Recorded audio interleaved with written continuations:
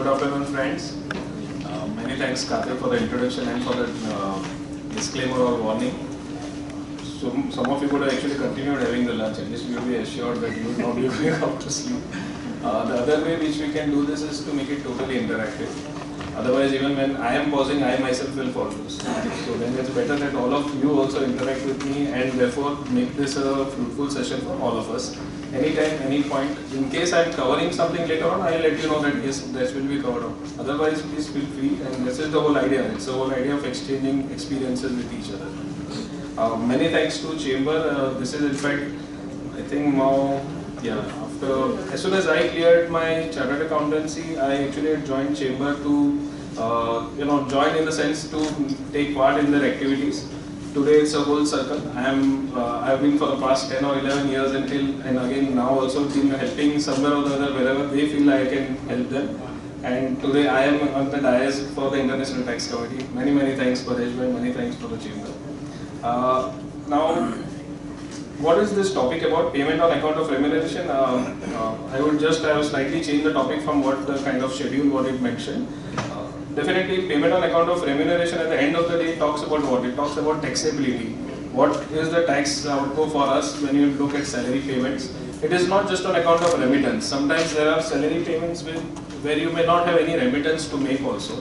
And we'll cover those kind of cases also. But essentially, if there is a remittance, what procedures we have to look at? And if not, then what is the kind of taxability that an employer and an employee both should be aware of? Otherwise, it does come as a surprise.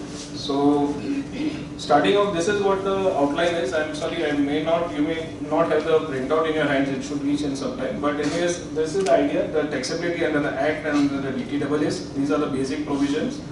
Then we come into each particular unique kind of payments, which are the ESOPs, the leave salary, tax equalization and hypothetical tax, social security contributions, pensions. While it is not strictly, in a way, you can consider not within the domain of Article 15, it has a separate article, but I have slightly touched upon it because there are issues.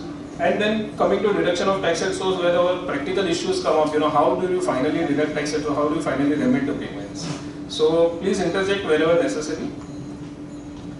And why, this has come a bit of a uniqueness to it is also because of the fact that when you interact with, especially with employees, those who have done a cross-border transfer, they have come from one place and they have been assigned to India, or those who have gone abroad, and you realize that they are totally blank. They are not here, they are not tax consultants, they are not into the tax field, and they are totally blank. They feel that, okay, what is this going on? When we talk to them about this or several other terms, they are at the fine point of saying that if I have to pay more than what I was supposed to pay, I don't want to pay that. And that is where also employers also have to take a call, because sometimes they end up paying that extra tax.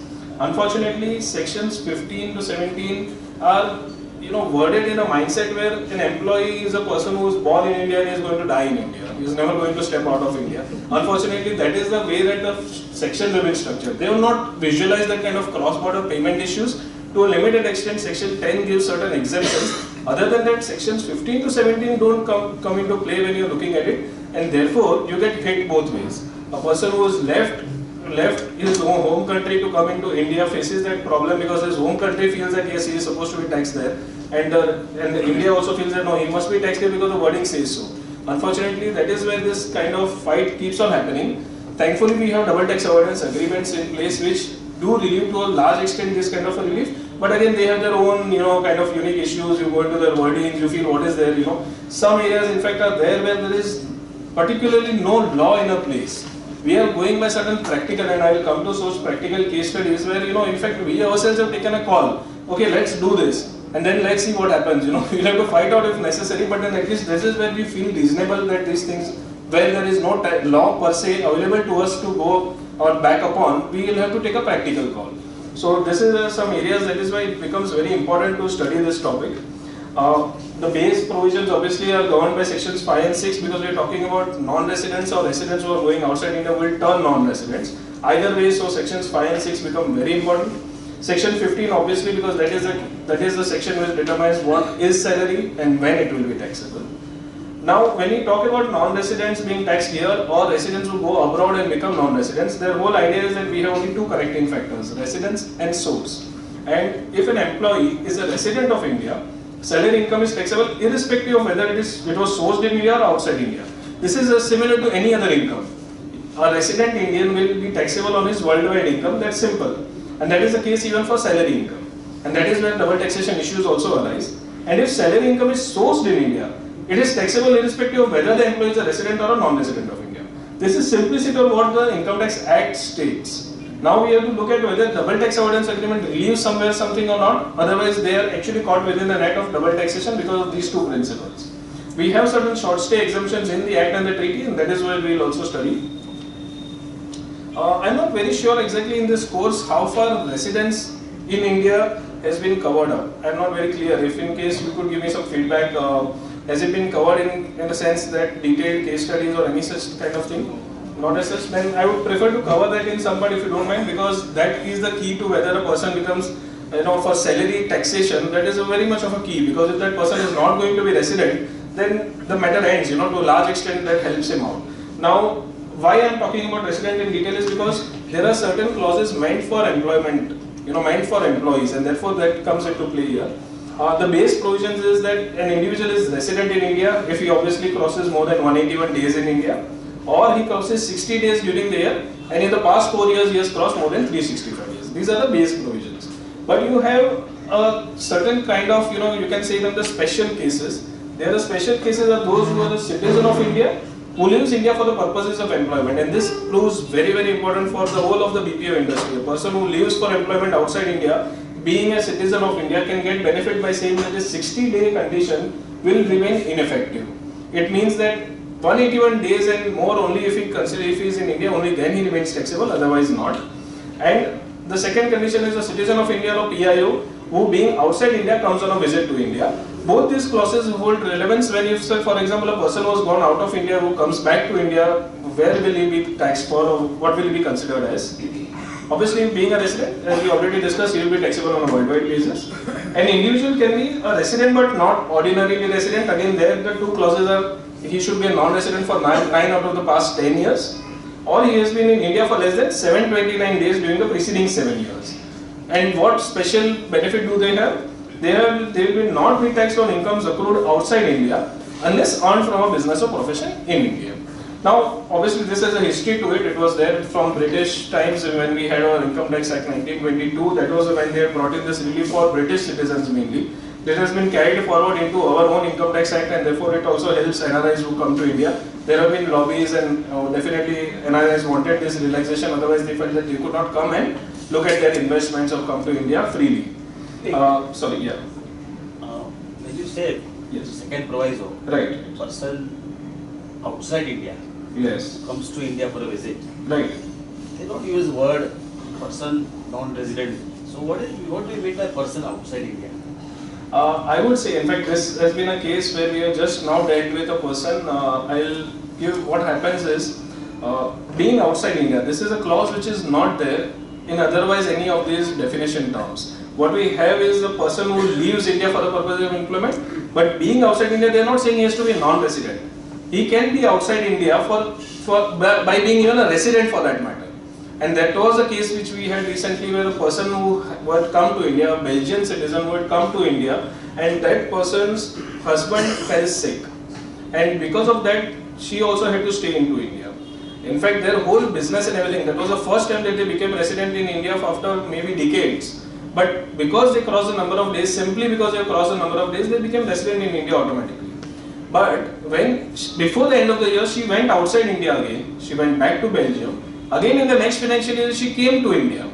Now, can we say that because she was resident in, say, for example, financial year 15-16, and she has gone in, say, February 2016 outside India, she has come back in, say, April or May 2016, should we say that she is not outside India? Should we say that just because she was resident in FY 15-16, she will not be able to take the benefit of this? In my view, I would say that if there is a base outside India, I would say that what do you mean by being outside India? That person had its offices, business, she was running a business, full-fledged business outside of Belgium, and there was no linkages too strong that we can say that she was based in India. In that sense, I would say that she was outside India and she had come on a visit to India. Financial year 15-16, she may be resident because she crossed the number of days. That's not what we are discussing. Financial year 16-17, I can still claim that she was outside India and she came on a visit to India, and still 181-day clause should apply. That is what my view is. Sorry. Yes. Yeah, I confirm your view. Okay, sir. But by a different analogy. Yes, sir. I am saying that in both the year, Right. she was person outside India. Right. She was on a visit in the first year. Perfect. But she violated that 183 days condition. Correct. And therefore she became resident. Perfect. Right. But she is still a person outside India. Exactly. Exactly. So the second year, Right. since she was a person outside India, she Right. only violated the condition of a visit. She Right. doesn't become a person in India. Perfectly. That is what that is a view even we are taking, because the fact remains that it talks about being outside India. It doesn't talk about a person being resident of India or non-resident of India. It doesn't say that that person has to be non-resident of India, only then they can come on a visit to India. That is, in a way, that it's very difficult to find out why they use these words instead of being a non-resident. But it works in the favor of people who have to come into India once in a while, who otherwise don't intend to stay in India but have crossed the number of days because of some other reason. Maybe here there was sickness in the family, but there could be any other reason. He could have chosen to stay into India for 183 days or more. He could have said that this, and this has happened also for one of our other clients, who said that, I want to, in that 1 year, he said that he was in a gap year kind of thing. When you're looking at employment structures, you're looking at, he was employed outside India. Then he said that, no, I want to come here and try out in India something. He came to India, did not work out. But he was here for 8 months of the year. But by the 8th month, he realized that this is not working out. He got another employment outside India, he went back. Now, just because he was resident of 1 year does not mean that he becomes automatically a resident for the next year, and by saying that he was not a non-resident. I would not say that. He was outside India. His base and everything was outside India. He came alone here. His wife and the family was there only, when he was otherwise outside India. So last question. Yes, sir. Can technically we say, yes, sir, that for number of years I can say that I am a visit to India and being resident every year? Fully agree. In fact, I would not say that even technically, practically also it makes sense. Sometimes you don't want to say that, a person just to be made resident, by hook or crook make him a resident. These are untested waters, by the way. I have not seen any legal precedent on this. Frankly, these are, probably one of the client whom was just come may become first of the few cases that may go into litigation. But the fact remains that what do you mean by being outside India? If you have kind of an equal base, or in some cases, there are people who are situated in UAE or some other countries where actually, frankly, they don't keep a house for a very, very long time. Somehow they never, or they are not able to buy a house, they stay on rent, their linkages are very minimal. And then they come into India, they actually have a more stronger base in India. It's just that they are employed there, that is the reason they are outside India. In those kind of cases, it becomes probably, to my view, a bit of a scarier proposition to say that he is being outside India if he regularly keeps on coming into India. So there may be an issue, but fully agree that yes, otherwise if there is full family or otherwise he himself is staying outside India for a long time, I would not say that just because he became resident in the earlier year, he will not be able to take this benefit. An NOR status, as we know that that benefit will typically be available for 1 to 3 years post the shift to India. So if anybody who is coming in, there have been quite a few cases of people actually returning back to India in recent times. We are at the cusp of change today. Today, Donald Trump is going to become president of the USA, and there has already been discussion of what will happen to the H-1B visas and a lot of discussion going on. Either ways, there are quite a few people who have been either enfranchised with what India is looking forward to, or otherwise also they are disenfranchised with what is happening outside of India. There are a lot of people who are coming into India where this kind of clauses actually help very much. And if you plan it out properly, it can be stretched from 2 to 3 years also, but that is on the numbers game. You have to actually look at a physical presence of days. Frankly, India is one of the best tools in that sense that you are just looking at a number of days. I don't know whether you know that UK never had a definition till recent times. It was only made by judicial precedents that what is a resident of UK. And by intention and by how much he stayed, what are his linkages, it's totally subjective. I can very much say that no, I am a resident, I am not a resident. That was a kind of situation which was prevalent there for a long time. They learned from India and they also now brought in a number of days test, obviously with some other kind of conditions. But frankly speaking, India has a very good test which can run either here or there. The kind of example which I gave of a Belgian citizen, she did not intend to become a resident of India, but she became because of some compulsions. But that, yes. To take another view, yes, sir. What problem is created, Right, sir. is that then she has to prove the condition 1, proviso 1 next year otherwise.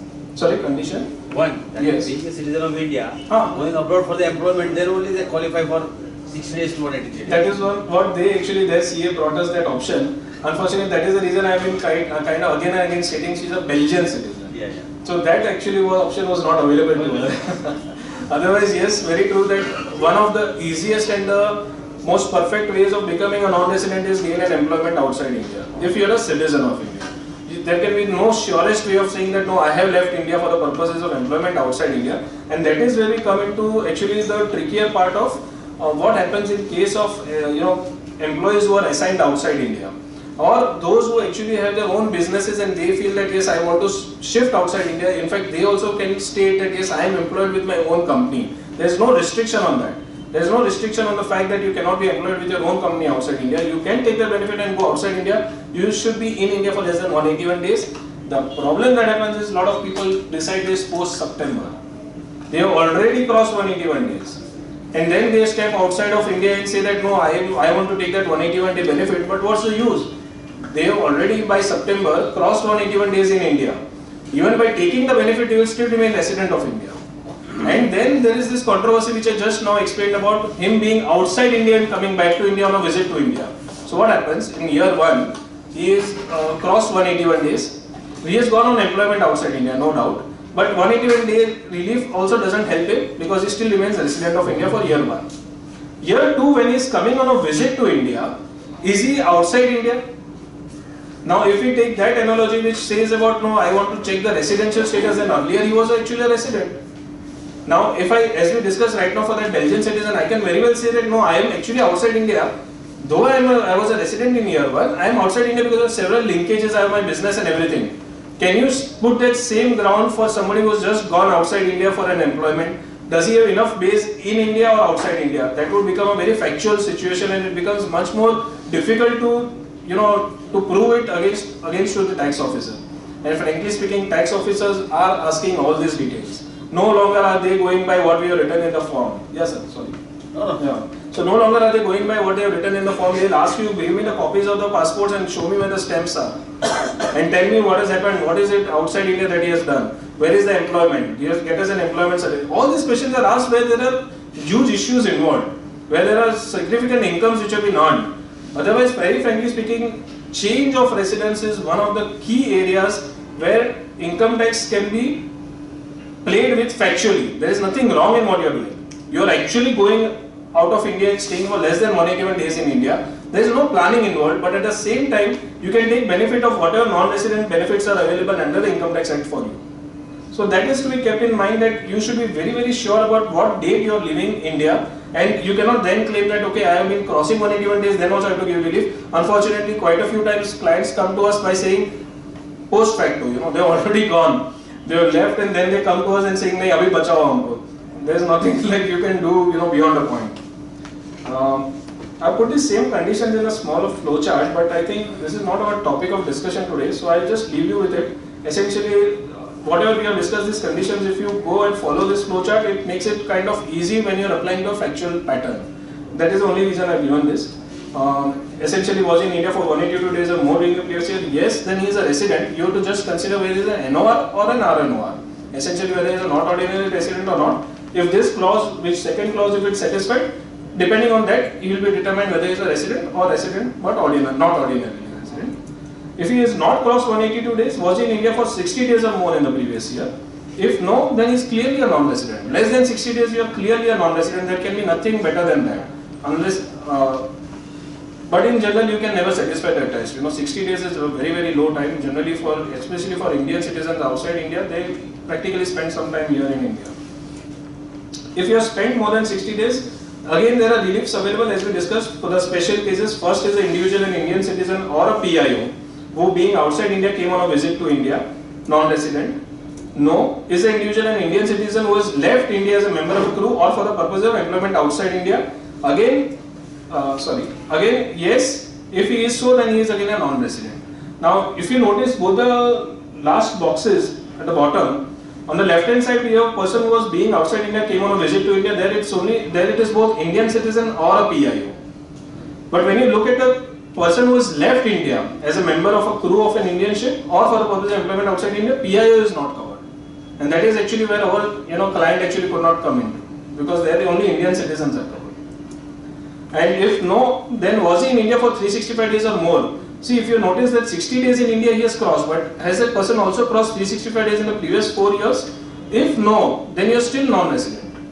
And if yes, then you go back to the status of whether he is an NOR or ROR. Essentially he is a resident, but whether he is a not ordinarily resident or not. I think majority of this we already discussed on this slide. Outbound assignees leave India for the purposes of employment. Purposes of employment itself has a lot of meaning to it. There are a lot of decisions also. The fact remains is that it may not be necessary that you have an employment certificate already or an appointment letter already before you left India. Definitely it helps a lot. But you could very well say that I am going out to explore employment opportunities outside India. Yes, it has to be obviously documented very well that yes, you have attended several interviews and finally you probably got an appointment letter from out of the 3 or 4 companies, you got an appointment letter from one of the companies and you are employed there. It does not make it a point that you have to be from day one employed with some company. It helps, but it is not necessary. I tell you, Rutvik, in Yeah. certain countries like Australia or some other countries, Right. where you have only a PR, you just have to go on a PR, you don't have any employment. True. Because you have to go there and search for the employment. Correct. So it takes about 1 to 6 months Yeah. to take the employment. True. So in that case, I think the PR will help us. Yeah, definitely. A lot of people actually they don't have unless you are there you cannot even seek employment. In most of the cases that happens that a person has to be there in that country, then he can go and give interviews. No, he can't do everything sitting here. But he has gone for that purpose. And probably if he fails in that purpose, what happens? That's a different separate story. But if he gets it, then doesn't mean that no, he's still not. He got it only after 2 months, or as Chirag is saying, after maybe 6 months. Now 6 months, I feel it's too long, but I don't know because by that the People physical. are not getting after 8 to 9 months. Wow. True, but in the residential status, then you have to really prove very hard that what you have done for those 8 to 9 months. So that becomes very difficult. Come back then, if they don't get an employment in the very year and they come back then, so you apply both. Need to get an employment. Yeah, I feel that you need to get an employment, maybe not very immediately, but soon enough. I feel it's difficult to claim that 8 to 9 months you have whatever done then. So it becomes very difficult to prove that. Then he's returning under the No, second there is one. an allowance. That is what I will. No, I'll tell you, there is an allowance if you have got a PR. If you don't have a job, they give you the allowance. Government gives you the But allowance. that is Australian condition, no? Yeah. Yeah, but you have to prove, no, what have you done with it. So I feel that it's difficult, but definitely you must otherwise then keep all the documents in your place. The interviews that you attended, the kind of classifieds and whatever that you have to keep, then you need to keep them on record to prove that yes, you were there for the purposes of employment. Inbound assignees, again, whether you come on a visit to India, again there have been recent cases where a person who retired from employment and came back to India, definitely that person was not on a visit to India, and there the courts have held that you are not on a visit to India. You have actually come back to India for good. You cannot say that you have come here for on a visit. Only if you are on a visit you are allowed those 181 days relaxation. So a person who decides to retire and come back to India, if that person, for example, post September just comes into India and says that okay fine, I have got 181 days relaxation. So for the first year I will still be considered as non-resident. In fact the next 2 years also I will be probably NOR. That may not very well hold true, because what happens is that when they come into India and they settle here for good, and we have had cases where they actually break away all the linkages abroad. Before they come into India, they sell off their house, they get all their retirement benefits while they are there. Unfortunately, what happens? It happens in the same financial year in which they return to India. They get their employment benefits, retirement benefits for years on end at one stop. In say, for example, you would say that they have come here from say the 1st of December.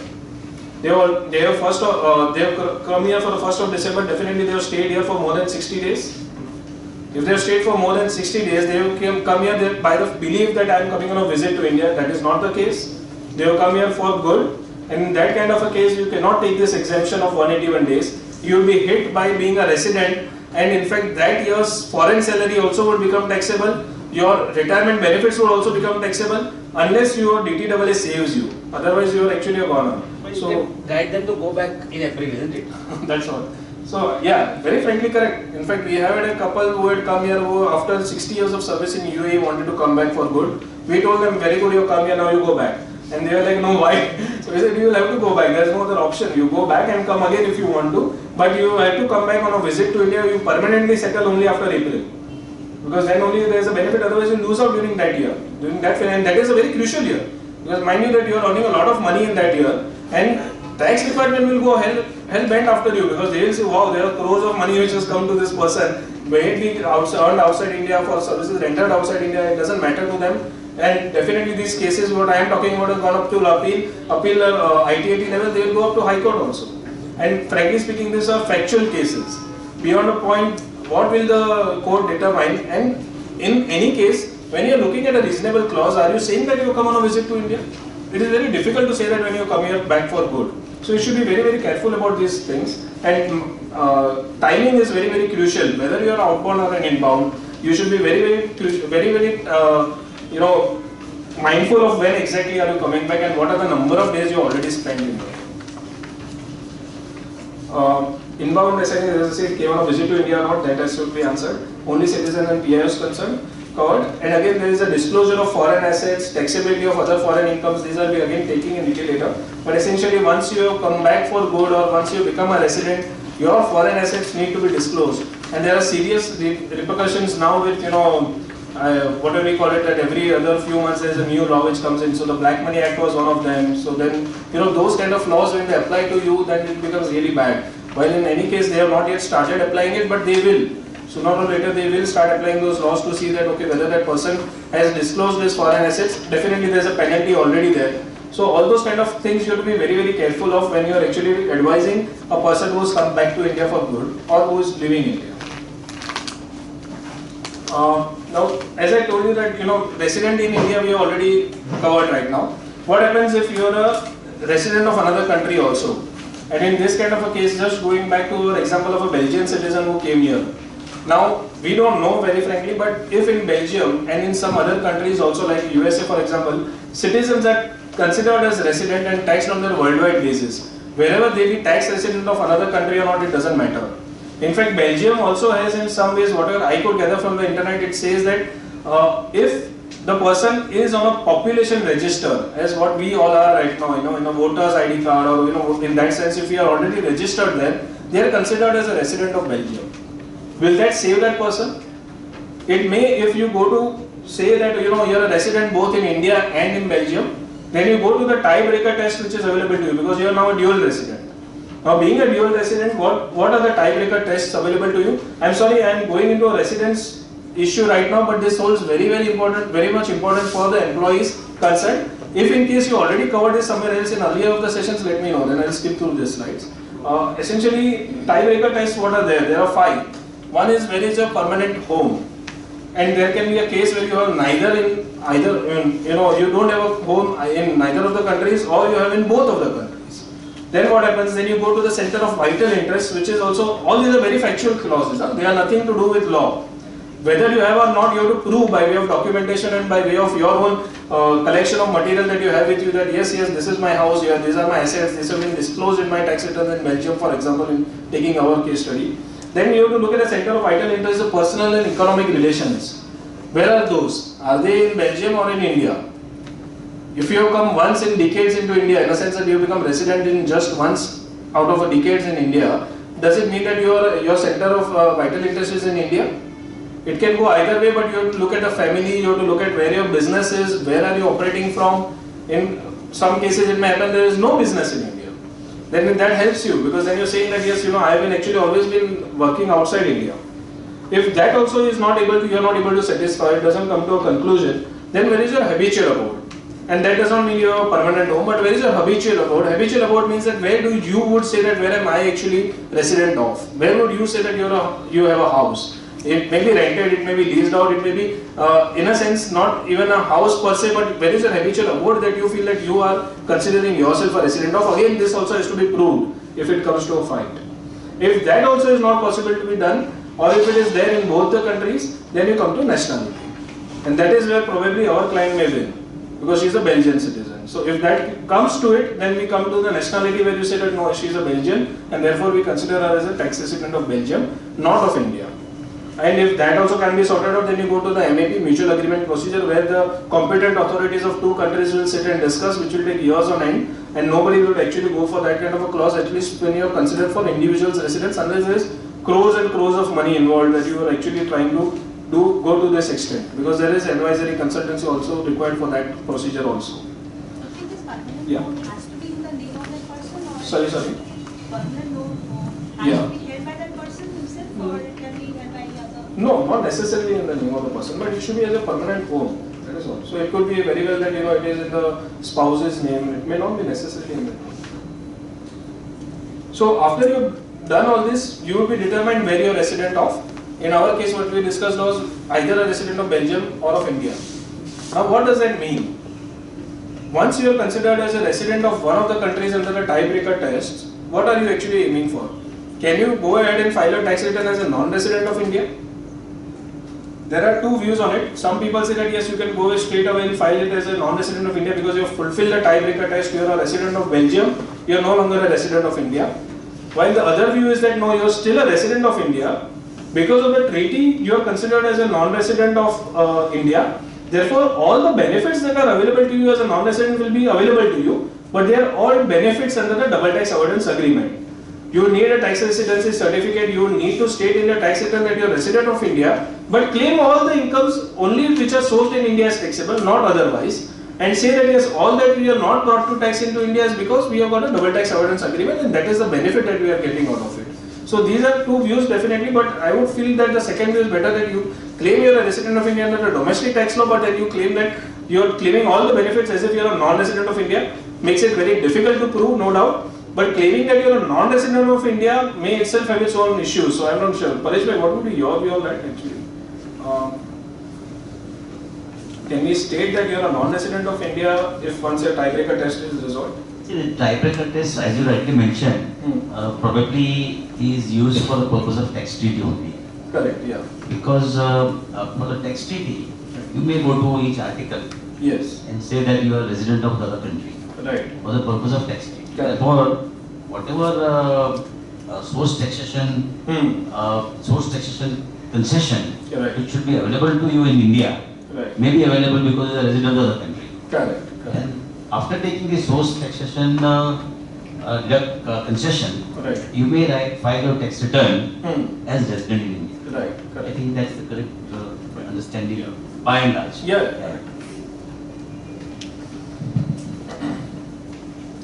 Why this reason also comes in is that now the tax forms ask you for certain more declarations as far as your foreign assets are concerned. That's why it becomes more important. What if you take a stand that you are a non-resident, you don't disclose your foreign assets, and then you end up paying a penalty of 10 lakhs or above, just for the reason that you did not disclose your foreign assets. Now, those are not covered in the treaty. Just because you are a non-resident under the double tax avoidance agreement does not make you does not absolve you of not showing your foreign assets or not disclosing them in India, because the tax form actually is asking you to do it. Just as a digression, but frankly speaking, my feeling is that tax forms have gone beyond law to a large extent. Every year they have been amending tax forms to include so much more details. Bank details, passport, your foreign disclosure of your foreign assets, foreign incomes. Incomes, all that I am fine with, because this is an income tax return form. You may have to disclose that. But they have crossed into some barriers where the law actually does not allow you to. Some things are not the subject of law, but still they are asking for details. Frankly, wealth tax has been scrapped, so now they are asking for your total assets. All that is fine to a certain extent, but sometimes you feel that they are crossing a barrier by just amending the forms. You keep on amending the forms and you say that, fine, I am sitting here, I don't have to amend the law. Just amend the forms and keep on asking more and more details. But frankly, that's the side state of affairs. Coming back to our point, do you disclose your foreign assets or not? My feeling would be that even if you are a non-resident as per the double tax avoidance agreement, you still disclose your foreign assets, unless there are certain exceptions given. I'll just read that out. In case of an individual not being an Indian citizen, who is in India on a business, employment or student visa, an asset acquired during any previous year in which he was a non-resident is not mandatory to be reported in this schedule if no income is derived from that asset during the current previous year. You feel as if they have big relaxation. When you read it, you feel, "Bhai, kya diya hai?" Then you have to actually digress and sit down and see. So what happens in this kind of a case is a person who has come on an employment visa, say for example into India, he is not required to disclose his foreign assets which were acquired when he was a non-resident, only if there is no income earned during that year. Say he has a house property outside India and he has given it on rent. The rent income is definitely earned when he was a resident in India. So again, you have to disclose the foreign asset, the house also, and the income also, because you are now a resident of India, you will have to give that to tax. Irrespective of whether you are a resident as per the DTAA or not, doesn't matter, you have to still give a disclosure of foreign asset. You may then claim that house property income is not liable to tax, or whatever reasons you want to give, that's okay. but probably disclosure may become important, and that is the reason I was taking this in a bit of detail right now. Coming to the next step is the sourced. So as we told you, there are two correcting factors, residence and source. For any income, it may not be just salary income, for any income you have to apply those two tests and see whether they are fulfilling those two tests or not. If not, then you are probably not liable to tax in India. Now what do we mean sourced in India as far as salary income is concerned? Then we can say that sourced in India means accrue or arise in India or are received in India. Essentially section 5 of the Income Tax Act, it lays down that for a resident or a non-resident, resident if you go to see, then it is accrued or arising in India, accrued or arising outside India or received in India. These three clauses are available. While you go for a non-resident, then you are saying that if it is only accruing or arising in India or deemed to accrue or arise in India or received in India. These are three clauses which are applicable for a non-resident. Now what do we mean by accrue or arise? Frankly speaking, for salary income, till a long time, there has been a, and in fact now also there has been a debate about where do you say the salary income is accrued. Just to get some views, what would you feel? Where is the salary income arising from? Accrued meaning that, okay, fine, you got something, something has happened due to which you earned that income. Where would you say, or what would be the things which would say contribute to accrual of salary income? Any views?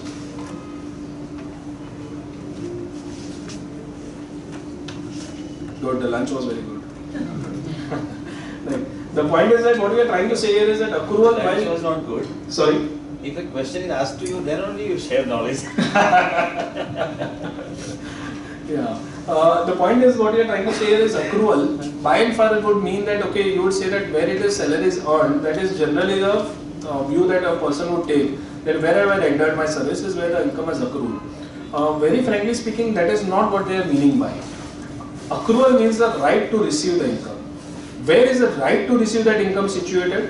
And that is, frankly speaking, in loose words you can call it as an employment base. And I am just quoting one decision here in my first bullet point under accrual. It says, involve the concept of receivability or the right to receive in a particular place and do not refer to income being earned in that place or being derived from a source of income situated in that place. This is very important. What it means is that you may have earned the salary in USA, but if you are an employee of an Indian company, your right to receive that income is still in India. And that is where it becomes very, very critical that under the domestic tax law, your income can very well accrue in India if your employment base is in India. And employment base by per se does not mean just an Indian employer, but where do you have the right to receive that income? It can be from, where the right to receive the salary arises, where the employee services functions are supervised from, where does that employee have to report to, where the employer utilizes the employee services, does he utilize it in India or outside India, takes decisions, where does he take the decisions regarding the employee's employment, do I have to send him abroad or not, where are those decisions taken, are they taken from India or outside India, maintains employee records, the muster roll, etc., all those records, where are they maintained? That in some total kind of, you can loosely say is the employment base, and where that employment base is where the income gets accrued. There are a couple of decisions, very old decisions.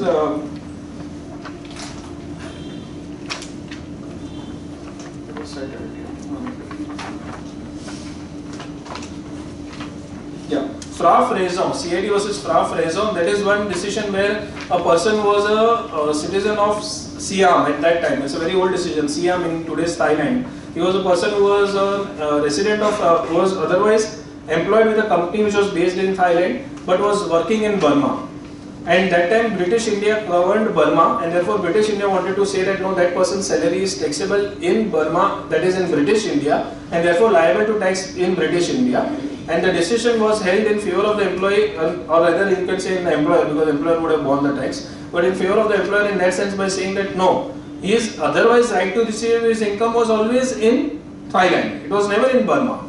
He earned his salary there, that is not an issue, but he would have anyways earned his salary wherever he would have gone. But where would you have gone if you wanted to say that no, I want to claim my right to receive the salary? That would have been Thailand.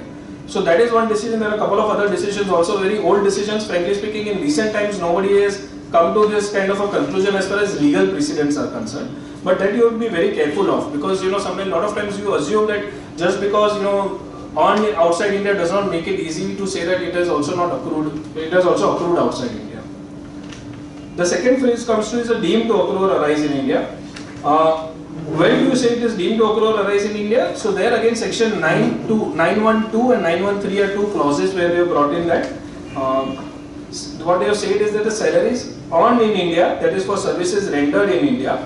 What does it say? 912, the following income shall be deemed to occur or arise in India. 2 says income which falls under the head salaries if it is earned in India. Then we had a Gujarat High Court decision of S.G. Pantale, where it said that earned in India again means where that employment basis and not where you have rendered your services. So then they went and amended this clause. They put in an explanation which says for the removal of doubts, it is hereby declared that the income of the nature referred to in this clause payable for A. service rendered in India, and B. the rest period or leave period which is preceded and succeeded by services rendered in India and forms part of the service contract of employment shall be regarded as income earned in India. So these two clauses determine that what is earned in India, and when you have something like that, when a foreign employee comes and gives services in India, you can very well say that his accrual, his income is deemed to accrue or arise in India. And the last part is received in India. Received in India means where the first receipt of income happens in India. Now what do we mean again by first receipt of income? First receipt, in a very normal sense, you would mean that okay, when is the first right to receive your income? When you can say that you have received that income for your own control. Maybe it is not, it has been declared to you that yes, you are going to earn that bonus, but you do not have a right to claim that, or it is not appearing in your bank account, is until then you have not received it. You may have been given a good nice increment letter, but that increment is not given to you. Until then you are not saying that you earned that income or rather received that income.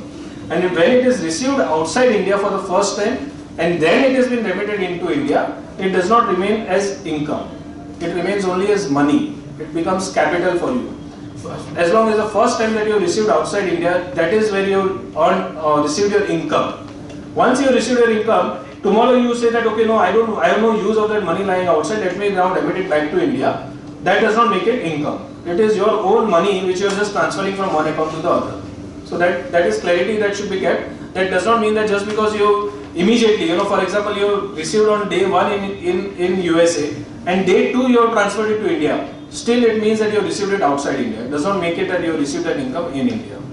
There have been some cases or some clauses where some people say that you have to actually let a year pass and all that. That is, I don't believe in that. In essence, the moment that it hits your account outside India, it has become your income which has been received outside India. That next minute you may remit it outside into India, that does not make it any different. It still remains as income received outside India.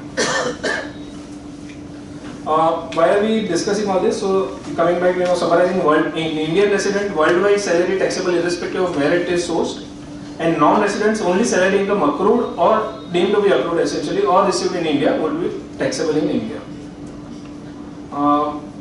So coming mainly to taxation of salary income, where and when, these are the two questions where you have to look at any cross-border payments. Where has the salary been earned and when it has been earned, and both run together in a ways.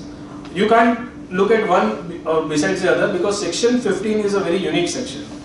It places importance to the timing of the taxation. So we'll go to that. Section 5, what does it do? As we have already seen, it determines the scope of salary income. Where will the salary income be taxed? Where is it been sourced? Is it sourced outside India or in India? That is what we have been discussing till now. Okay, as we discussed, salary taxable in India for NR only if it accrues or is received or is deemed to accrue in India. Section 15, what does it do then?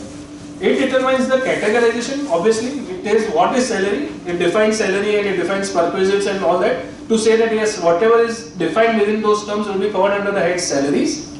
It also gives the time of taxation. And how does it give it? It says that salary income taxable in the previous year if salary is due in the previous year, whether paid or not.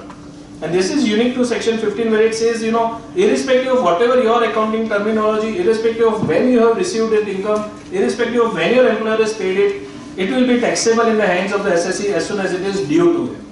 And if salary is paid in the previous year, though not due, or before it became due, so in a sense advance salary if you have already been paid, but by saying that this is your advance salary now, that earning of it will happen later, doesn't matter, you have already been paid that salary. So in sum total we can come to a conclusion saying that salary income is taxable either on due or receipt basis, whichever is earlier. Now that is a simple way to determine when is the salary income taxable. At the same time it also helps you to determine where it will be taxable. Because section 15 determines that in a certain previous year, if the salary is become due to you, are you a resident or a non-resident in that year? If you are a non-resident, then probably if it is sourced outside India, you are not liable to tax. Now these are very, very controversial issues in a sense because they have not been tested so heavily. I will take you through a couple of case studies where I hope that we can clear the air out of this. Mr. X, a non-resident employed with a Hong Kong company. I am taking specifically Hong Kong because they are one of the few popular countries as far as India is concerned where there is still no double tax avoidance agreement. So we are talking about only the domestic tax law here. Mr. X, a non-resident employed with a Hong Kong company, renders service in Hong Kong, but salaries are received in India. So what are we saying? Salary accrues outside India. That is clear because he has rendered the services outside India. He is a Hong Kong company based outside India. But it is taxable in India on receipt basis. As we discussed, it has to be the first receipt in India. If obviously it is receipt outside India then debited, no tax in India. This is one of the typical issues which are faced by employees on board ships. Now why am I saying this is that we will come to later on Article 15.3 which deals with employees on board ships. But frankly speaking, double tax avoidance agreements generally never apply to people who are on board ships. And why? Can anyone guess or say, tell me why? They are not resident of any other country. Correct, exactly. They are nomads. As far as tax is concerned, they are not tax resident of any country. Now if they receive it in India and they are not a resident of any other country, they cannot take benefit of any double tax avoidance agreement. And therefore what happens then? Then the domestic tax law applies. Domestic tax law says that you have received in India. Whether you are a non-resident, whether you are on a ship or not on a ship, as far as we are concerned, you have received in India, your salary income is liable to tax in India. Tapas Kumar Bandyopadhyay, Avtar Singh Wadwan, Prahlad Vijayendra Rao, Arvind Singh Chauhan, all these cases are dealing with people who are on ships. And unfortunately their income was received in India or in some cases not received, but the tax officer alleged that they have been received in India. So you have to be very, very careful for these kind of people because they do not become resident of any other country. Probably there can be some sort of certainty that they can bring by becoming resident of some country. But that is not in everyone's hands. You can't say that I want to become a tax resident. You may have to stay there or you may have to fulfill some other citizenship criteria. It's not so easy to say that. But in case you are not a resident of any particular country around the world, you better be safe that where you are receiving your income. If you are receiving your income in India directly first time, it is very, very difficult to say that you have not received it. You have not received it in India. It's very difficult to say that. There's one case of Agra Tribunal, Arvind Singh Chauhan, where they have said that actual receipt versus constructive receipt. This was a case where the person was on board ship and his money was transferred to his NRE account in India. But somehow this decision still seems to say that no, there is actual receipt is still outside India. This was only to facilitate him that he has made it in India. Sorry, actual receipt is in India, but constructive receipt has already happened outside India. To me, fine, it's a good, if you want to use it, then you can use it. But frankly speaking, it's, yeah. Right. They receive sometimes cash, they receive sometimes in Correct. Direct credit to his foreign account. Correct. Wherever he is located. So practically he must have deposited cash in his account and then it must have been transferred. That is what my guess is. If that be the case, then yes, very well, good. But if you can see a credit from your employer in your NRE account, then definitely it is difficult to say, it is my cash I deposited and all that. That then would not hold good. So how do we do this? Sorry, how do we? What is the solution? You have to provide money. As I told you, either you become a resident of any tax country outside India, and that, while we are saying that it is very, very difficult, at the same time it may be easy also. Not necessary that every time you have to fulfill a number of days criteria, or the number of days criteria would be lesser. Or for example, there will be many tax havens across the world which would allow you to become resident for something which is maybe very, very less stringent. If that be the case, then you could take benefit of it. But very frankly speaking, I don't have any other issue in mind unless, Paresh, you have You any. not open a bank account in a country where non-residents are not charged even if the salary income is received. Yes, Right? correct. So I think that's No, obviously this is the first actually. I wouldn't say it's, more than a solution, it's something which is a given. When you are a non-resident of India, definitely you must have a bank account outside India, receive all your incomes, whether they are sourced in India or not sourced in India. If they are sourced in India, then anyways you are going to remain taxed in India. But otherwise, any income which is sourced outside India should definitely be received. And what Paresh was saying is a very important point. Many employees miss this out. We had a case where the person was going to earn crores of money from ESOPs, and he came to us saying that, okay, this instruction I have sent to my employer, telling them to credit it into my account in India. And we said, boss, it's immediately right now talk to them and get it cancelled. Because that ESOP was related to his past employment which was outside India. And we will come to ESOP discussion later on, but the point remains that if you still receive it outside India, that person was in fact an NOR at that time. We said, what are you doing? Why are you actually paying tax unnecessarily? He immediately called up that person who was employer, the person who was concerned. Poor guy got up in the late in the night and said, okay, fine, yes, we'll do it in the next morning. Please put down an email. And thankfully they got saved because they had not yet remitted the money into the Indian account. But otherwise, it becomes very, very critical that you must have an account outside India where you receive that income. And the second point which Paresh also mentioned is that that country should not tax that income. It should not happen that just because you received that income in that bank account in that country, you are immediately taxed again on receipt basis in that country. And not every country follows the tax system that India follows. There are a lot of countries which follow a system where if you are earned it outside India, even though you receive it in that country, they will not tax it. So you have to be very careful where you are doing it. But definitely that is the, I would say, given. It's a given thing that a person has to actually go and have an account outside India where he receives all his foreign incomes and then he remits them into India. It's only a minor step to be done, but saves you a lot of tax outgo. But the many times the problem is with the employer company.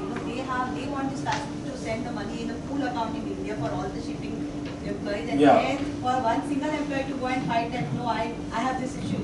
Right. And that is the real practical problem. That the employer is using this for facility. Yeah, that is where we see. Employer, at the time of appointment, you have to negotiate. No, you have to negotiate that I will stay for 6 to 8 months outside. No, in India is a tradition of making dharnas and so all the employees together can at least put up a country you will suggest where the bank account can be opened?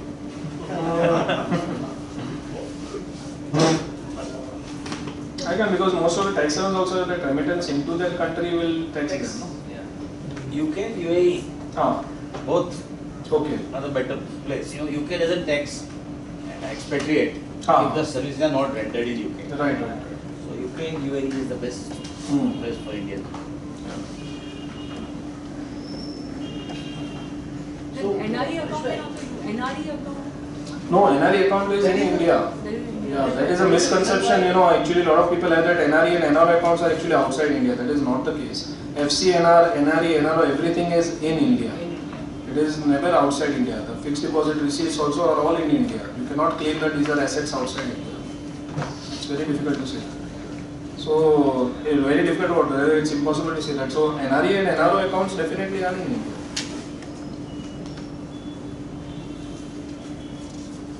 Yeah. Now, obviously, as I mentioned, this taxability may be different under the double tax avoidance agreement situation, obviously, because there are certain short stay exemptions and all that which are given, and that is where that relief may be available to them, that even though they have received it in India, but if they are accrued and they are not here for a very long duration, then again there may be some relief or not. So that we will look at as far as the double tax avoidance agreement is concerned. Taking another example, case study, Mr. Y, a non-resident, employed with an Indian company, renders service in Hong Kong and receives salary in Hong Kong. Now, as we discussed earlier, the employment base, where is it, also determines where your income accrues. Now, salary accrues in India under section 5.2 as employment base is in India. Salary taxable in India, though earned and received outside India. Then this is a very critical issue, but largely unseen, because in most of the cases you have a double tax avoidance agreement which protects you from this. But you should be very, very careful when you don't have a double tax avoidance agreement with you, and then to say that no, even though an employment base is in India or the employer is situated in India and that person is outside India, still there is no tax liability in India. And now, it is not as much as to do with the employee per se, as far as the employer is concerned. We had a case where an Indian company had appointed a sales representative who had employed her, and she was working in the Dominican Republic. Now, India has no agreement with the Dominican Republic, and that employee was the only person there in Dominican Republic. There was nothing, no structure, no branch outside India, nothing of that sort. Then where does that income accrue for that person? In our view, that income accrues in India, and once it accrues in India, it remains taxable for that employee in India. Now, what is the situation? That employee may never come to India, but the problem is that the employer must deduct tax at source. Otherwise, if it does not, then its own tax deductibility and all the consequences which follow will follow for the employer, not for the employee as much as for the employer.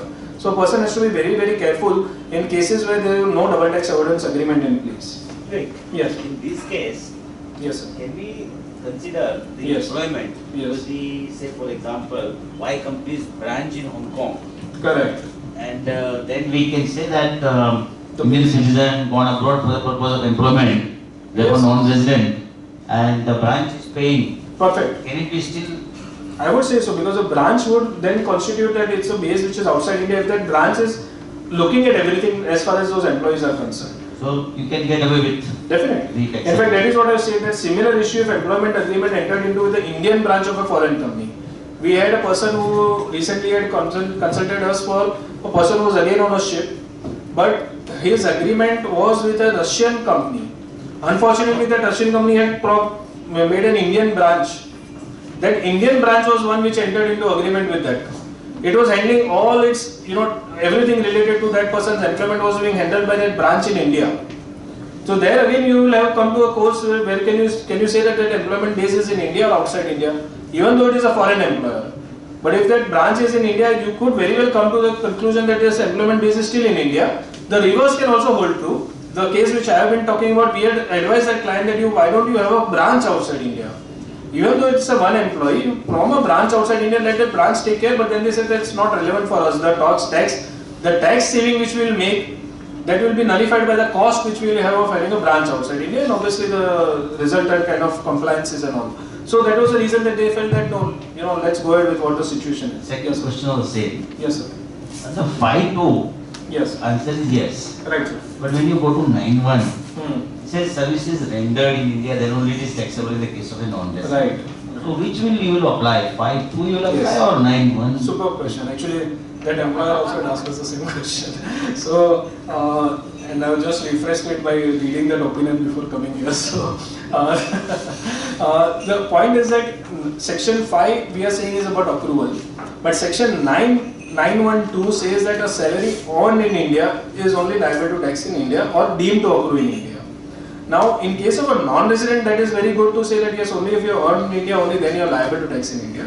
But we are forgetting that section 5 talks about first of all accrual itself, and section 9 is only for deeming provision of deeming to accrue in India. So when you are section 5, you are hit under section 5, you actually don't even travel to section 9. You may want to, you may say that no, section 9 in fact relieves me from the taxation. That is not the case. Section 9 does not relieve you from taxation which was otherwise there applicable to you under section 5.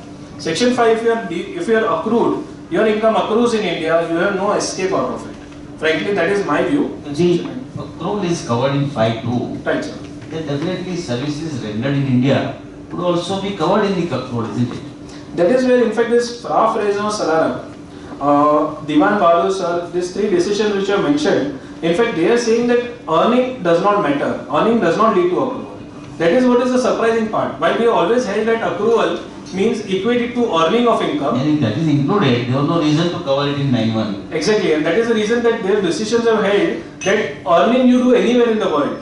As long as your employment base is in India, you will be liable to tax in India, and therefore section 912 expands the source. Expands the source rule by saying that even though you are an employee of a foreign company, even though you are a non-resident, if you render service in India, I will bring you to tax in India. What we have kind of equated with that is that what section 912 says is the base accrual principle. That is wrong. Section 5 puts an accrual principle which is different from earning of income, and that is an employment base. So if your employment base is in India, you are very well covered under section 5 itself. Section 9 is a step away actually. Sorry, was it? Yeah, that is correct. I think. But then in that case, what India want to do Right, sir. is the right to pay salary Right, accrues outside India for the purpose of services rendered in India. right, sir. They want to tax that also and this also. Definitely. That is what I am saying is an So you are expansion. taking away the right of some other country to tax that effort. Correct, correct. In fact, 912, that Panthali decision was that in that reason only. They say that earned is actually outside India. Yeah, 124. I think. Yes, exactly. Earned outside India, but you rendered service in India, then India said, no, I want to tax rendering of service also. Therefore, 912 is actually an expansion to section 5. The amendment came after that. Exactly. That is. Anyway, but while you discuss this, please bear in mind this is as far as domestic law is concerned. I wanted to make very clear what the issues are under domestic law. in cases of persons who are not resident of any country, or in cases of persons who are residents of countries with which India does not have a double tax avoidance agreement, this holds true, and in our experience, it is not as if you would never receive such a case. In fact, there are cases which come where you have no benefit of double tax avoidance agreement available to you. So please bear in mind that these are the domestic law provisions. When we come to double tax avoidance agreement, their situation will be different. Article 15 deals with any question on the domestic law part up till now? So then we move to the issues under double tax avoidance agreements. Should we move there? Article 15 refers to the dependent personal services. It says that the article applies to employment income. Okay, an employee who is a resident of one country and works in another country is covered by this article. That is the whole idea. So, in a sense, a cross-border issue is definitely required under this. Article 15 does not apply, which in any case, the issue will also not arise unless there is a cross-border involvement of employees or employer involved here. The article is subject to the provisions of other articles on directors' remuneration. So, what are we talking about? Employment income vis-a-vis whom? Government directors' remuneration is covered separately. Government service, pension, artists and sports persons. There will be artists or sports person who will earn from their own companies a salary income, while their companies actually earn all the revenue as far as their contracts and their endorsements are concerned. But still they are an employee of that company, but still they will be covered under the artist and sports person article, not here. I think that would already have been covered, I believe. Not yet. Okay. Then the OECD model commentary uses the words income from employment. So what happened was that OECD model had two different articles. One was independent personal services and another dependent personal services. Independent personal services, for a reason they had removed that by saying that Article 5 and with Article 7 will cover those kind of situations. So that is why they then changed the wordings or the title of this section, this article, to mean income from employment. In a way, it's nothing but dependent personal services. In UN, it still covers as dependent personal services. What does Article 15 say? Primarily, all income is taxable in the country of residence of the employee. Wherever that employee is a resident of, that country has the right to tax that salary income. Rendering of services not there as a first rule, bear in mind. It comes only as an exclusion, not as a first rule. Wherever that employee is a resident of, that country has the right to tax that salary income, irrespective of wherever those services have been rendered. The second, the exclusion now comes. However, if the employment is exercised in the source country, so now let's put in examples here that primarily all income is taxable in the country of residence. So if there is an Indian resident, his income, salary income, wherever earned is taxable in India. However, if the employment is exercised in the source country, let's say it's UK, he has gone and rendered services in UK, and the conditions which are mentioned in Article 15.2 are satisfied, which are essentially conditions for giving a short stay exemption, which we will detail it in the next slide. Then income is taxable in UK.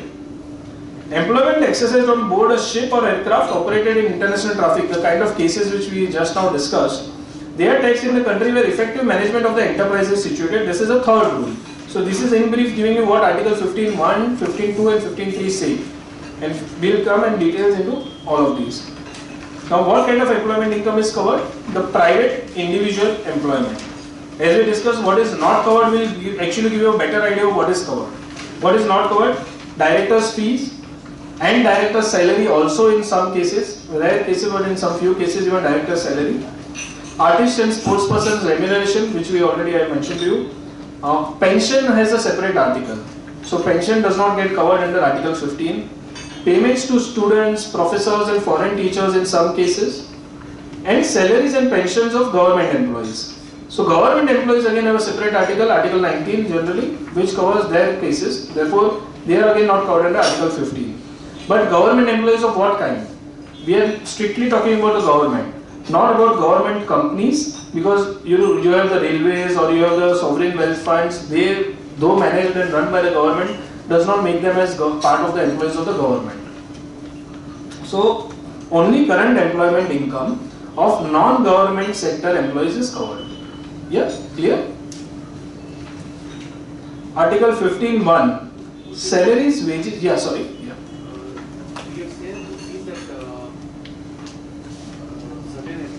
Like they are government employees, but they are posted of deputies in railways. Right. Okay, so in that case they would be considered as government employees, or they would be considered as So what happens when to my understanding, what happens when they get deputed is actually their kind of payroll and everything gets shifted to that corporation. Their service period actually gets counted irrespective of where they are. But otherwise, other than that, they are still considered as deputed. Their payroll and everything gets shifted according to those. Anyway, see, all the government employees have certain grades and all. Their anyway salaries get determined by those grades. So irrespective of where they are, their grade determines how much they are going to earn.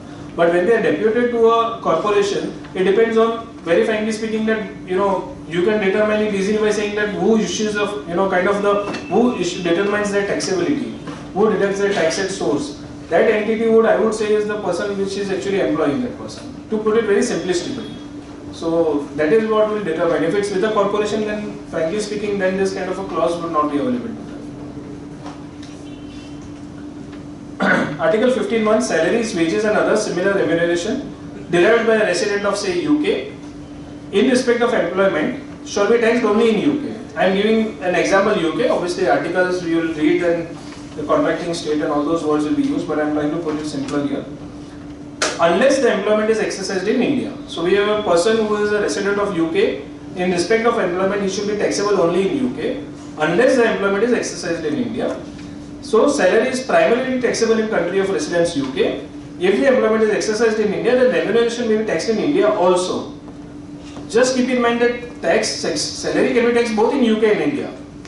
It does not mean that just because if they satisfy that short stay exemption kind of clause or something, then it does not mean that they will tax only in India. They will remain taxed in both countries, but the country in which they are paying taxes, they will be available as a credit. They are a resident of UK, they will be available credits for taxes which they have paid in India.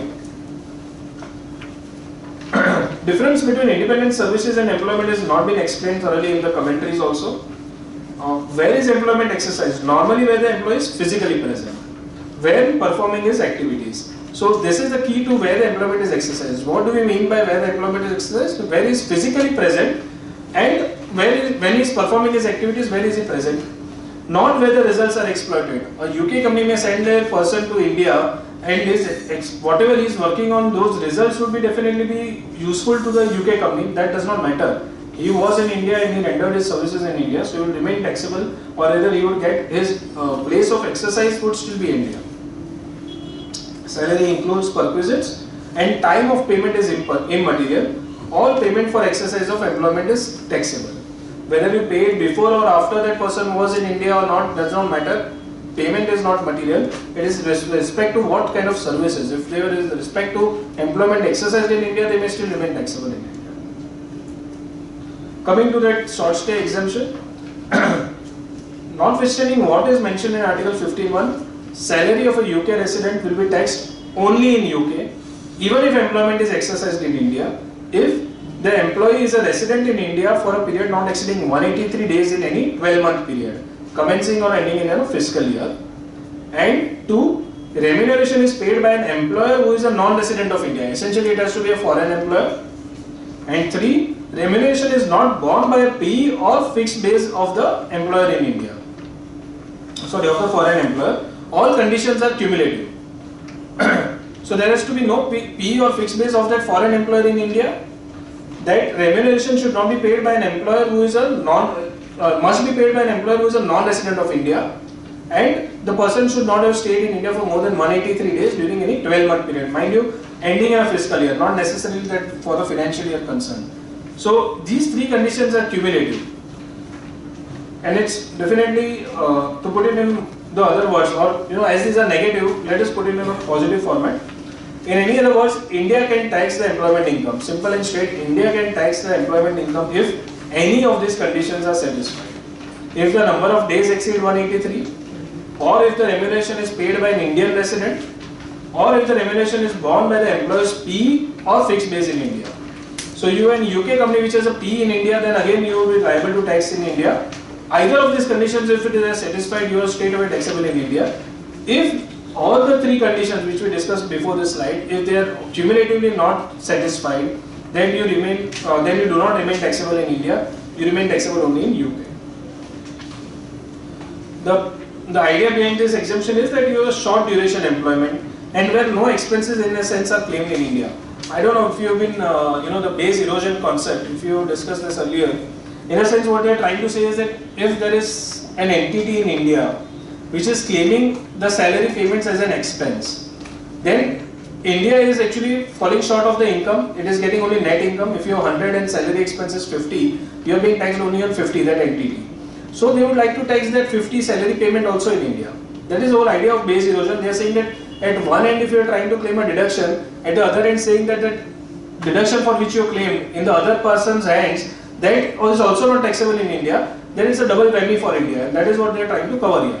By giving these conditions, what they are saying is that a person or a foreign employer who does not have a PE or a fixed base in India, it is not borne by that PE or fixed base, then it means that they have not claimed that as a deduction. So fine, then India is giving the relief that okay, I don't mind you not being taxed in India.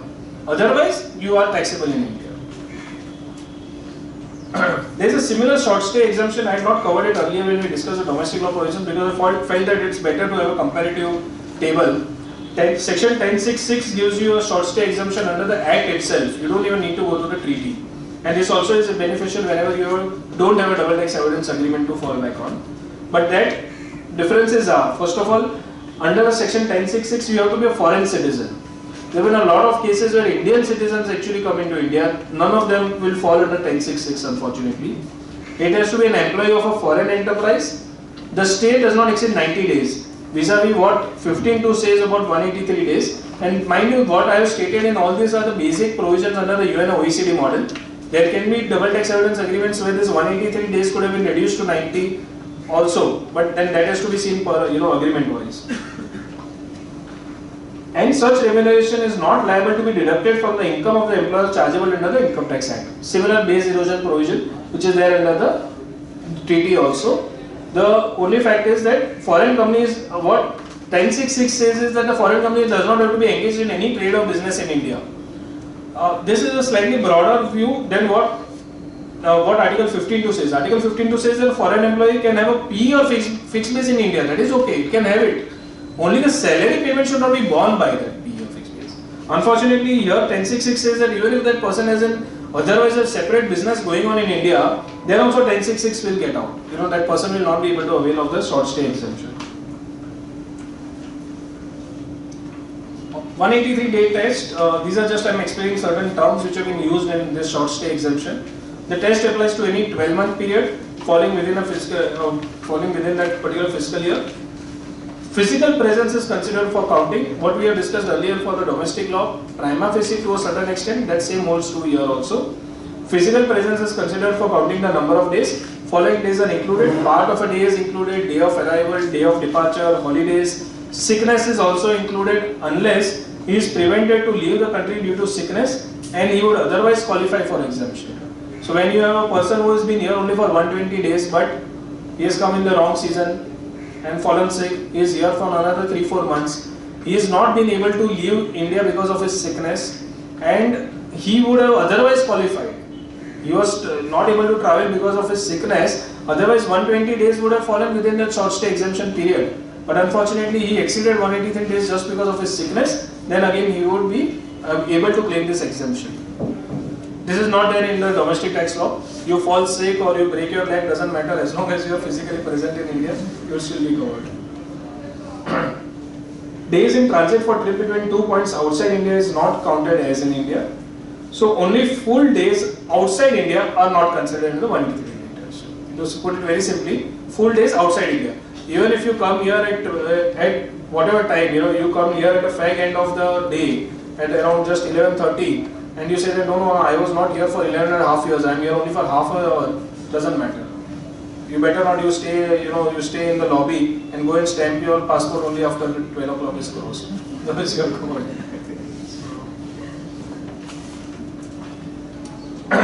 Employer should be a non-resident. An employer with residence in India only due to tie-breaking status is irrelevant. If employer is non-resident as per Indian law, it is sufficient. It need not be that he has to be a tie-breaker test he has to fulfill. Salary should not be borne by a PE or fixed base in India of the employer. And now coming to what do we mean by borne by?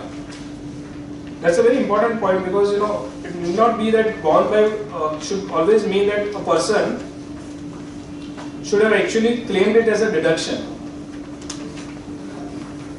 some of the quite a few decisions on it, but what these decisions try to say is that it has to be an economic concept rather than an accounting concept. You don't have to literally show that you are actually born by, so whether you actually claimed it as a deduction or not doesn't matter. It should be deductible for you. It should be available as a deduction for you. In that sense also it can be considered as borne by. It is not necessary that a tax deduction has been claimed. It should however have been borne by the PE in its accounting income computation. Emphasis on deductibility and not on actual deduction. And in fact some DTAs use the word deductible also. Indian DTAs with Australia, Belgium, UK, all these use the word deductible. The expression borne by encompasses all expenses that are economically incurred by the PE and not merely expenses that are tax deductible. You may not be able to deduct it as far as tax is concerned, that does not matter.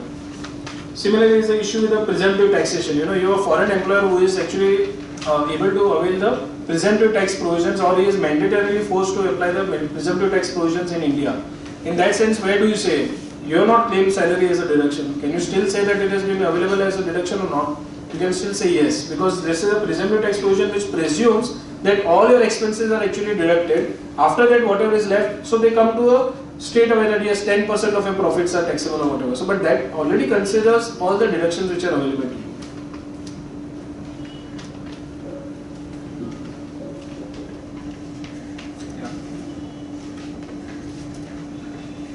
Coming to Article 15.3, employment on ship, we have discussed this as far as domestic law is concerned. Very frankly, in my view, I have not seen application of Article 15.3. The reason which I said was that largely those employees are never resident of another country outside India. There would be cases definitely, but it's not very often that it happens. But if that is the case, then notwithstanding anything contained in Articles 15.1 and 15.2, if salary is derived from employment exercised aboard a ship or aircraft operated in international traffic, or a boat engaged in inland waterways, it may be taxed in the country where the effective management of the enterprise is situated. So we are going to the effective management of the enterprise, of the employer. Mind you, we are not talking about residence of the employee. We are not talking where the services have been rendered. This is to make it very simple, because we anyways have Article 8 on shipping. They try to keep it relaxed, because otherwise international transport in a way becomes very, very cumbersome when you have to at every end of the day you have to consider that what is your tax outgo. They have brought this in line with the fact that generally ships and income on ships also is taxed where the place of effective management anyways of the ship is. They are saying that employees on board also will be taxed in that similar manner in the same country where the effective management of the enterprise is situated. But in all these cases, you have to keep in mind that the country of residence of the employee can also tax that income, but he would obviously have to give you a credit for whatever taxes you have paid outside India. These are actually skipping this one, just on saving time. So overall on our study of the Act and the DTAA, what are we coming to? Section 5, it determines whether that salary income is accrues or arises in India or is received in India. Section 9 of the Income Tax Act deemed to accrue or arise in India. Salary earned in India, as we discussed, earned meaning where the salary has been rendered, where the employee has rendered service in India. And salary paid by government, I think I have covered it earlier, but anyways we will see it, but essentially salary paid by the government of India also is covered under 913. So all these are deeming provisions. Coming to section 15 of the Income Tax Act, it is taxable on due or receipt basis whichever is earlier, and then you come to the double tax avoidance agreement. So first these three steps you consider to determine whether you are taxable under the Act itself or not. If once that is done, then you determine that yes, he is taxable under the Act, then you go to the double tax avoidance agreement and see to it whether you are getting that short stay exemption or not. Obviously provisions of the Act or double tax avoidance agreement which are more beneficial will prevail. These are certain employment, so we are coming to certain types of payments now. In case any other questions on the double tax avoidance agreement taxability, please, otherwise we will move forward to the question. Yes, yeah. 914, So 913 Yes, and 4. right. 913 is against the accrual rule, Right. right? Because the render was not included. Sorry? Because the rendering services was not included in the accrual rule of 5.2. Correct. But what was the necessity of including government payment if that was already included in 5.2? Correct. No, this is My where, question. yeah. No, in fact, I also had the same question when we were discussing on 5.2. But what we understood is that this was actually brought in as a kind of an exclusion. I will just read out that 913. Income chargeable under the head salaries payable by the government to a citizen of India for service outside India. Very frankly speaking, this actually goes against, because 5.2 says that you are not taxable, you are taxable on employment days or not. But here actually it has been, what we have seen from the commentaries is saying that it's more of a clarification. I don't know why they have brought in this kind of, it should not be deemed a clause. Clarification, they should have given in 5.2 itself. 5.2 itself, fully agree. Isn't it? I agree with you. And this is, again, Yeah. of course they are non-resident, therefore deemed approval. Ha. So in a ways, royalty and FTS, I don't know whether you would have come across that, you have the source principle that when a resident pays, then also royalty and FTS will be deemed to accrue or arise in India. And salaries per se do not have that kind of a clause. You don't have a resident employer, wherever he pays, then also it is liable to tax in India is not there. But 5.2 in a way covers that because you have an employment base, only if you have an employment base in India. Unfortunately, that kind of a payment principle was not there. Government pays, that is still covered. And to what I have understood is that they are trying to say is that if government actually appoints a person outside India and the base also may be outside India. You have a unit outside India which is also in a sense that the employees which are going for you call that the visa purposes and all, those were stationed outside India. Mainly basically embassies. Embassies, those who are working in the embassies, even though they have a base outside India, government still wants to bring them to tax in India. That is what I had understood, but we can... Okay, logic is good. Payment after employment termination. Typical situation, employment is in country of source. After termination, employee goes to country of residence. Shift of residence, which generally happens when you are terminating your employment. So you are employed in India. If your house is outside India, you will go back as soon as your employment is over. Usually, what happens in those kind of payments? What you receive after your employment is terminated. Now, what they say is that usually it is linked to the past employment. It is considered to be derived from such employment. So, whatever incomes are linked to your employment or a rendering of services when you are employed in that country, then you are still considered to be derived from such employment itself. Even though you might have received it after you terminated your employment, you are retired, you are no longer working for that employer, but still you will be considered as derived from such employment. They are linking it back. As per OECD model commentary, these are following types of remuneration which is considered as remuneration of past 12 months in absence of data. I will come to in absence of data, what do we mean? What they are saying is unused or sick holidays, severance pay, payment due to inability of work due to injuries, unless it is pension, then it's a separate issue. All these payments, they are considered to be as part of the remuneration of the last 12 months before the person terminated his employment. Why they have done so is that in what I could read out is that they have tried to give certain guidance. Okay, you can't consider when that person would have earned. That is where they have brought in that phrase in absence of data. Where you are not able to determine when you actually earned your sickness or your sick holidays or your unused holidays, when you earned that severance pay, then you go by the last 12 months. Where have you been present for the last 12 months? You would generally be at a place where you exercised your employment. So by nature, you will be taxable in that country. But if you are able to show, okay, this is the record which the employer has given me, which even I have maintained, that for the past 10 years, I have not claimed holidays of those years. Those total holidays I have been given now at the time of termination of employment. You can very well say that they have been earned actually in those years, not in the last 12 months. You can go back to 10 years, even 20 years. You can go back and say that out of those 20 years, where was I working? Where did I render my service? According to that, you have to distribute that income per se over that whole period. So you might have received it at the time of termination of employment. That does not mean even after termination. But as soon as you have received it, you have to compute it for spread it over the period where you served, whether in India or outside India, and then bring to tax only that portion where you render services in India.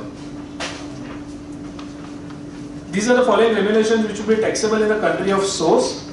Notice period, where he works and where he would have worked. So they are trying to link the person that where he would have worked. He has been paid after termination of employment, but where he would have worked if he was if he was still employed, that is where the place where he would get taxed on notice period. Payment for violation of employment contract, if it is in the form of notice or severance pay. Final remuneration under the garb of pension, even that would be covered as payment after termination, still covered under Article 15, will not go under pension article. Refund of pension contributions of employee has given some pension contributions, he is not satisfied the number of years or whatever are the laws, he has been refunded that, even that would be covered in the salary. Incentive remuneration, medical life insurance coverage, payment in lieu of commission to salesmen, all this reduced pay due to lack of work, all this would be covered in the taxable in the country of source, even though it is a payment after employment termination. Only this one payment which has gone as other income is a punitive damages. You are sued and you got punitive damages. You sued the employer for something which, say for example, he has let you off without your notice period, without giving you the notice period pay. You have sued him and you got some punitive damages. That goes under other income article. It will not get covered in the article for salary. Following termination, remuneration will be taxable in the country of residence. Payment for not working for employer's competitor as it pertains to the future employment. So you have paid him after termination of employment, but you have told him that I am paying you this much amount so that you don't work with any other competitor in the same field for a number of years, 3 years, 5 years, whatever. So you don't work with them and we are paying you. In that case, it makes it still a salary income and it is still taxable in the country of source, but that amount is taxable in the country of residence because it is for future employment. But in case they have garbed it or they have clouded it, because they have also brought in this clause saying that if the payment does not make any real difference to the ex-employer, it will still be taxable in the country of source. And I will give you an example where a person who is actually very much instrumental in getting business for a company, he is an employee. That employee, let's take an example that that person is an Indian resident, goes and works for a UK company, does a marketing, he earns a huge chunk of money for the employer. Now the employer, he is terminating his employment. The employer signs up an agreement with him saying that yes, you are not supposed to work with any other competitor in UK for the next 4 years. That person is anyways coming back to India. And that employer who is there, he is not bothered because he is having a monopoly kind of an article, for example, monopoly kind of sales. Then that person, it makes no difference for that UK employer whether he is paying him or not. But this clause is used to avoid payment in this country of source. To avoid paying tax in the country of source, this clause is used by a person who is anyway supposed to get retirement benefit. He said that no, you don't give me retirement benefit, you structure it as if you are paying me for not competing against you or not joining your competitor. And that's why let it get taxed in my country of residence, I don't want it to be get taxed in UK. But then in those kind of cases, it will still be taxed in UK. That is what the commentary has clarified. After all this discussion, what the issue remains on a practical ground is that there is a difficulty for claiming tax credit. And frankly speaking, the simplistic kind of condition which we had a client who was working for a US company, and obviously he was there for for 8 months, 4 months used to in India. It was very well structured. Their companies, the group at the same companies, both ends. They said that whenever you work in India, we'll pay you salary in India. When you're working in USA, we'll pay you salary in USA. Nothing wrong in it. He is actually earning salary in the country where he is actually rendering service. Unfortunately, when his US taxes were deducted and he had to come in India, he was a resident of India, he paid his taxes and claimed credits. Problem was that the tax officer, he said that no, I don't understand this. You won't believe it. He said, I don't understand what's a tax credit. And that's a problem. So we started from there, we taught him what is a tax credit. We reached that stage and finally at the end of the day, he said that no, even my commissioner now doesn't understand it. He is saying that he has not seen this, so we will disallow it, you go into appeal. And this very strictly happens. So you can never say that whatever safeguards you may have kept, but still there will be a chances where you may have to fight to get even simple tax credits. Sorry, you had a question? Yeah. Non-mandatory social security contribution for French expats are taxable. I am covering that. I will just. Now there is another controversial issue which I would just like to take up. I am taking it by way of a case study. Mr. A, a non-resident, was employed with a Hong Kong company. We are coming back outside of the DTAA. Mr. A, non-resident, was employed with a Hong Kong company from 1st April 2015 to 31st March 2016. He rendered services in Hong Kong during FY 15-16. So he has rendered service there. He was employed also with a Hong Kong company. But he leaves employment and returns to India in April 2016. Now he is a resident and ordinarily resident from April 2016 onwards. For FY 16-17, he is a resident and ordinarily resident. He received salary for the month of March 2016 in April 2016. the salary for March is received in April 2016. Till March he was a non-resident, in April he was a resident. What would be his taxability of the March salary? He has received it in India when he was a resident and ordinarily resident. Sorry? Taxable, right? Yeah. Prima facie received in India, so you would say it's taxable. Very true, correct. But when it comes to salary income, there is some uniqueness to it. It says taxable on due or received basis whenever whichever is earlier. Now, when you already taxed it on a due basis, you consider it as a situation where you brought it, you consider it for taxation on due basis. At that time, where was he? He was in Hong Kong, a non-resident. If that be the case, then that has already been considered for taxation. He was not liable to tax in India because he was a non-resident. When he is received, can you again bring him to tax in India? If it is in the same year, I would say without doubt what you said is taxable. Because in India, you are in the same year, you have accrued it outside India, but you are a resident, you received it in India, it doesn't matter. If you are a resident, irrespective of wherever it is accrued, also it wouldn't matter. If you are a non-resident, still in the same year, you would have received it in India, you would remain taxable. That is what all the people on ships outside India face this problem. Because in the same year, they have earned it, it has been accrued outside India, but it has been received in India in the same year. Therefore, what you are saying is right, it is taxable in India. I am talking about different years. I am talking about a year in which first you have considered it on an accrual basis, even though you may have not done anything, you may not file any tax return in India. This is one view where it can be said that the salary accrued outside India when a non-resident, received in India when he was a resident but ordinarily resident.